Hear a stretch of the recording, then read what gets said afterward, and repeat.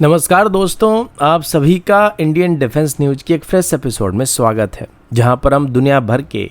Defence और military related खबरों के बारे में बात करते हैं। आज हम एक स्पेशल टॉपिक के बारे में बात करने वाले हैं, जिसमें हम चाइना की 3 सबसे एडवांस वीबीआर मिसाइल के बारे में डिस्कशन करने वाले हैं। अभी एक काफ़ी शॉकिंग खबर सामने आई है, जिसमें पता चला है कि चाइना की तरफ से अभी धीरे धीरे अपने PL-15 मिसाइल का इस्तेमाल बंद करने का फैसला किया जा रहा है। ये अपडेट काफ़ी चौंकाने वाली है, क्योंकि PL-15 एक मॉडर्न वीबीआर मिसाइल है, जिसे रिसेंटली चाइना की तरफ से अपनी सर्विस में शामिल किया गया है और इसे पाकिस्तान को भी एक्सपोर्ट किया जा रहा है। तो अचानक ऐसा क्या हुआ कि चाइना की तरफ से अभी PL-15 मिसाइल को रिप्लेस करने का प्लान बनाया जा रहा है? इसके पीछे एक नहीं बल्कि कई कारण होने वाले हैं, जिसके बारे में आज हम डिटेल में बात करने वाले हैं।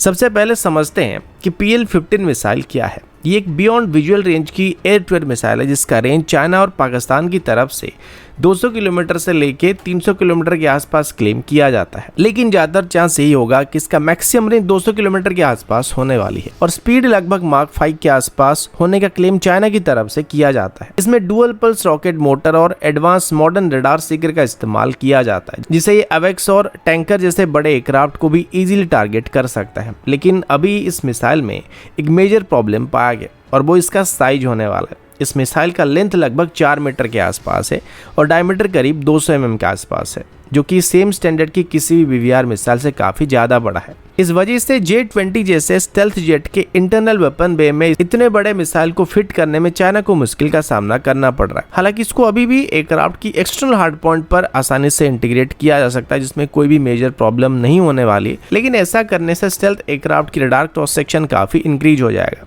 और स्टेल्थ प्रोफाइल वहाँ पे कॉम्प्रोमाइज हो जाएगी। यानी कि PL-15 को अभी किसी भी स्टेल्थ एयरक्राफ्ट में इंटीग्रेट करने में परेशानी का सामना करना पड़ रहा है, जिस वजह से चाइना अपनी J-20 और J-35 जैसे एयरक्राफ्ट में इसको इंटीग्रेट नहीं कर पा रहा है। इसी वजह से चाइना की तरफ से भी PL-15 के बदले PL-16 और PL-17 जैसे मिसाइल को डेवलप किया जा रहा है। अब सवाल ये कि पहले भी चाइना की J-20 के साथ PL-15 मिसाइल को देखा गया, जो कि उसकी इंटरनल वेपन स्टेशन में फिट हो रहे थे। लेकिन अगर J-35 की बात करें तो J-35 J-20 के मुकाबले साइज में काफ़ी छोटा होने वाला है, तो हो सकता है J-35 की इंटरनल वेपन स्टेशन में PL-15 मिसाइल फिट नहीं होने वाला है, जिस वजह से अभी PL-16 को डेवलप करने का फैसला किया गया है। अब आता है PL-16 मिसाइल, जो अभी सीरियल प्रोडक्शन स्टेज में एंटर कर चुका है। ये मिसाइल PL-15 मिसाइल से साइज में थोड़ा छोटा होने वाला है। इसका लेंथ अराउंड 3.8 मीटर के आसपास होने वाली, जो कि ऑलमोस्ट हमारी अस्त्र मार्क 2 के साथ सिमिलर होने वाली, और इसको स्लिम बॉडी के साथ डिजाइन किया गया है ताकि ये J-20 और J-35 जैसे एयरक्राफ्ट की इंटरनल वेपन बे में आराम से इंटीग्रेट किया जा सकेगा। अब इसमें डुअल पल्स मोटर के बदले चाइना की तरफ से पहली बार रैमजेट प्रोपल्शन सिस्टम का इस्तेमाल किया जा रहा है, जो फ्लाइट के दौरान कंटिन्यूसली थ्रस्ट को डिलीवर करने वाला है, जिसमें मिसाइल ज़्यादा दूर तक जा सकता है और ज़्यादा तेजी के साथ भी जा सकता है, और इसका नो एस्केप जोन भी PL-15 मिसाइल जैसे डुअल पल्स मिसाइल के मुकाबले काफ़ी ज़्यादा होने वाला है। ये सेम टेक्नोलॉजी मिट्योर मिसाइल और हमारी अस्त्र मार्क 3 मिसाइल में इस्तेमाल किया जाने वाला है। एनालिस्ट के हिसाब से इसका इफेक्टिव रेंज 280 किलोमीटर के आसपास होने वाली, और ये missile first look first kill concept को लेकर डिजाइन किया जा रहा है, जो कि स्पेशली स्टेल्थ फाइटर जेट के लिए डिजाइन किया जा रहा है, ताकि दुश्मन के रडार में डिटेक्ट होने से पहले हम दुश्मन के ऊपर मिसाइल को फायर कर पाएंगे। अब PL-17 मिसाइल की बात करें तो ये एक अलग ही कैटेगरी का मिसाइल होने वाला है, जिसका कॉन्सेप्ट और डिजाइन PL-15 और PL-16 दोनों से काफ़ी अलग होने वाली है।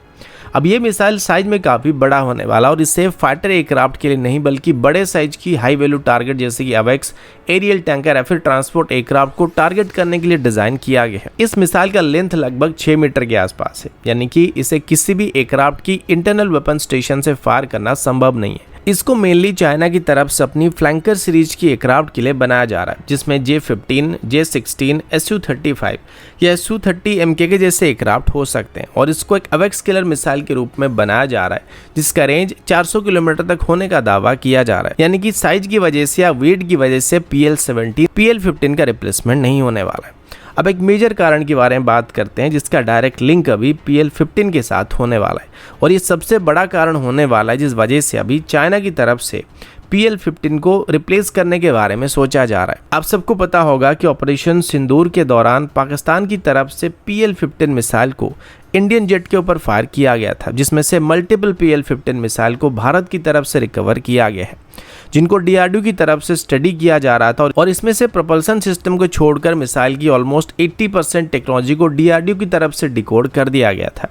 अब इसमें DRDO का मेन फोकस PL-15 मिसाइल की डाटा लिंक सिस्टम और सीकर टेक्नोलॉजी पर था, क्योंकि अगर ये दोनों हमें पता चल जाता है तो PL-15 के काम करने के तरीके, यानी कि मिसाइल किस फ्रिक्वेंसी रेंज में ऑप्टिमल परफॉर्मेंस दे सकता है, किस फ्रिक्वेंसी रेंज तक जैम को रजिस्ट कर सकता है, या इसकी ब्लाइंड स्पॉट क्या होने वाली है, सब कुछ हमें पता चलने वाली है। और अभी के हालात में भारत के पास ये सारी डाटा मौजूद है, और अभी PL-15 को काउंटर करने के लिए DRDO की तरफ से स्पेसिफिक प्रोग्राम को भी तैयार किया जा रहा है, जो कि हमारे इलेक्ट्रॉनिक वॉरफेयर सिस्टम की सॉफ्टवेयर में अपडेट किया जाने वाला है, जिसके बाद हम आराम से PL-15 मिसाइल को जैम कर सकते हैं। और ये डायरेक्ट जैमिंग होने वाली है, क्योंकि हमें पहले से पता होने वाली है कि किस फ्रिक्वेंसी में PL-15 काम करना बंद करने वाला है। तो किसी भी फ्यूचर कॉन्फ्लिक्ट में भारत पूरी तरीके से PL-15 को काउंटर करने के लिए तैयार होने वाला है। और अभी चाइना के एक्सपर्ट्स की तरफ से भी सेम स्टेटमेंट दिया जा रहा है कि PL-15 का सीकर टेक्नोलॉजी अभी एक्सपोज हो चुका है, और भारत के अलावा जापान और फ्रांस के पास भी टेक्नोलॉजी अभी पहुंचने वाली है। तो PL-15 को फ्यूचर में इस्तेमाल करना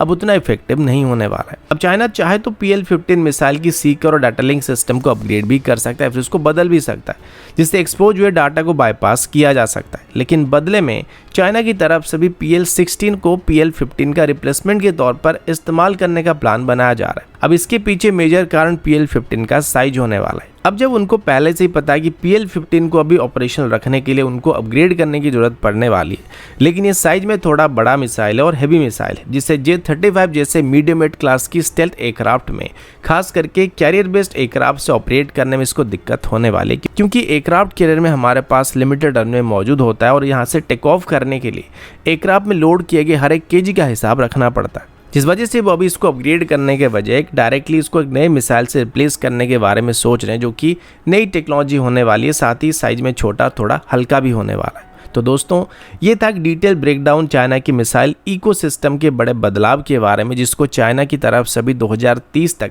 फुली ऑपरेशनल करने का प्लान किया जा रहा है। आपको क्या लगता है कि क्या चाइना की स्ट्रेटेजी सक्सेसफुल होने वाली है? कमेंट करके जरूर बताइएगा, और ये वीडियो अच्छी लगी हो तो लाइक और शेयर जरूर कीजिएगा। तो अभी के लिए इतना ही, मिलता हूँ आपसे अगले वीडियो में, तब तक के लिए जय हिंद, वंदे मातरम।